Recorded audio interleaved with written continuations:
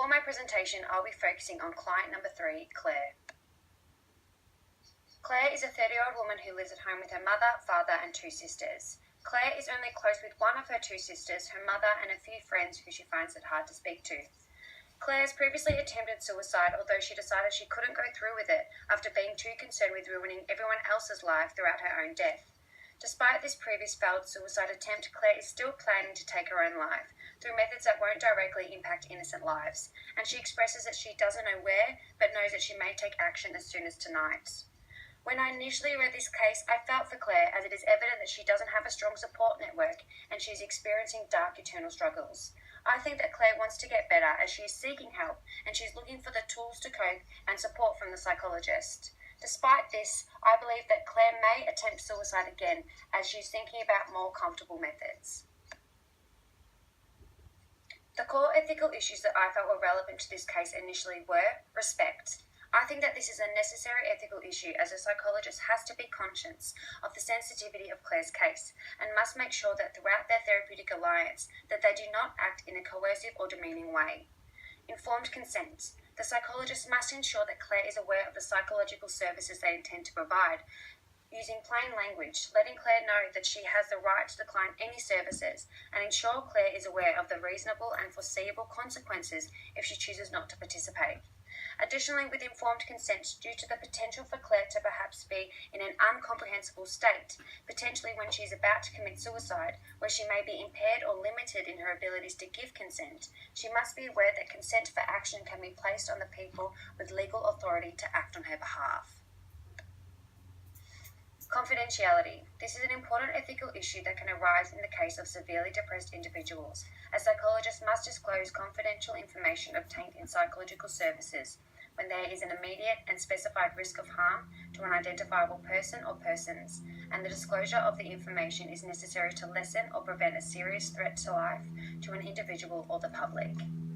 Competence. Due to the severity of the case, it is important that the psychologist feels as though they provide psychological services within the boundaries of their professional competence, so that they are working within the limits of their education and adhering to the code and to the guidelines. The choices that I made throughout my engagement with my virtual client were based on the Australian Psychological Society Code of Ethics and REST's 4-component model of morality.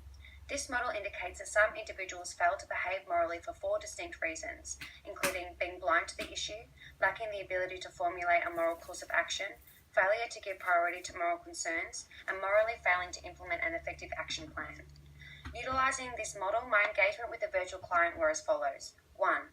Fearing she might do something drastic, you conduct a thorough risk assessment for suicide. 2. You break confidentiality and contact the CAT team. Hospitalisation is recommended. 3. Agree to continue seeing Claire, treating issues for anxiety and depression. This pathway was taken as it raises the moral issue of harm/benefit or moral sensitivity to another person, as the psychologist recognises that Claire and the people around her may be in immediate risk or harm. Claire's potential for harm is recognised, so confidentiality is broken through notifying the CAT team for hospitalisation. This demonstrates the moral issue of judgment/evaluation, as the psychologist had to be aware of the choices and the consequences of these actions.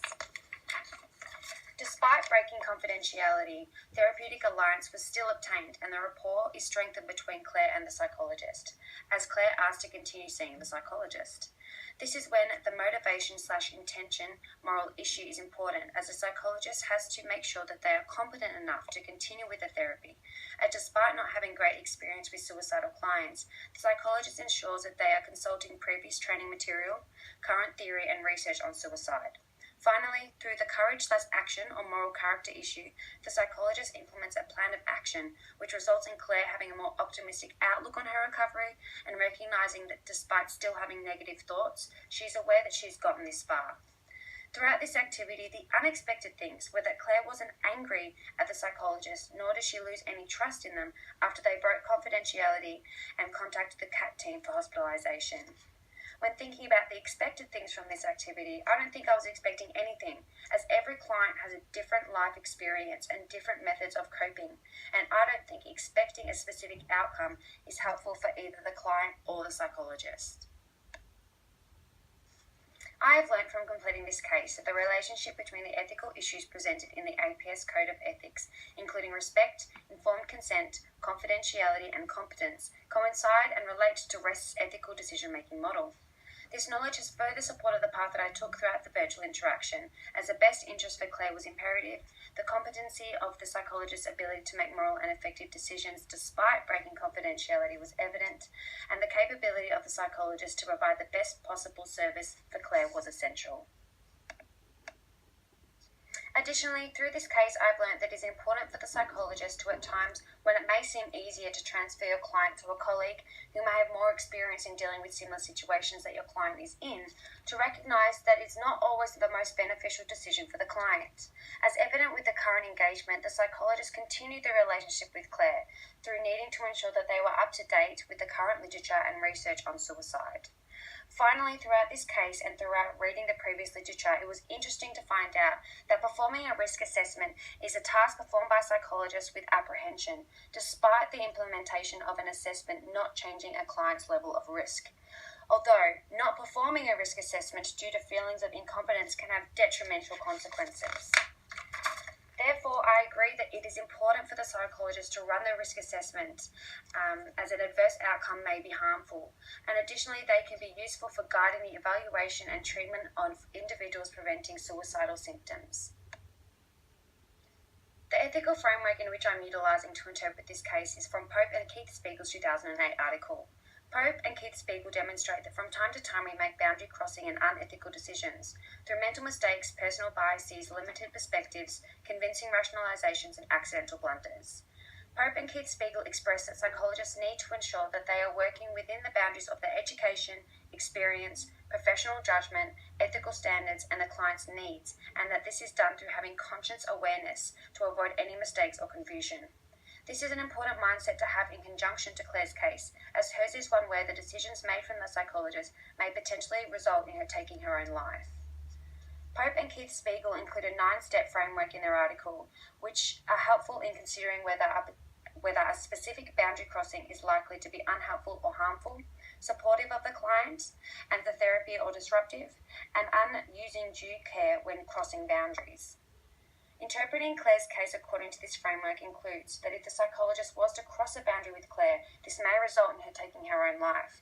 It is important that the psychologist is aware of the consequences of crossing any particular boundary with Claire and to be knowledgeable on how to handle any situation with a suicidal client if a boundary is crossed.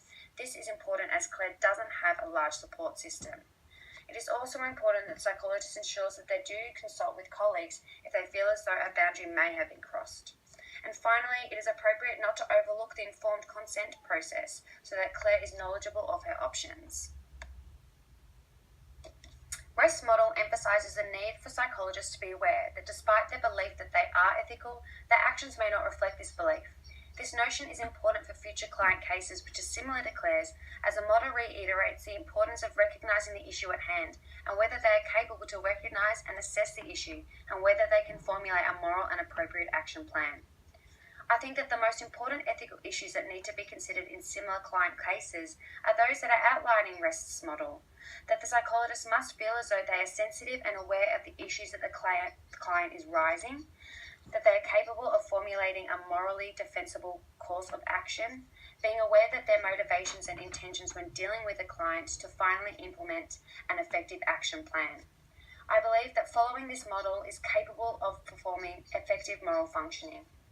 Additionally, throughout this case, it is important for future medical practice to ensure psychologists are aware of the current knowledge surrounding suicide, as there is nearly 1 million suicides worldwide each year.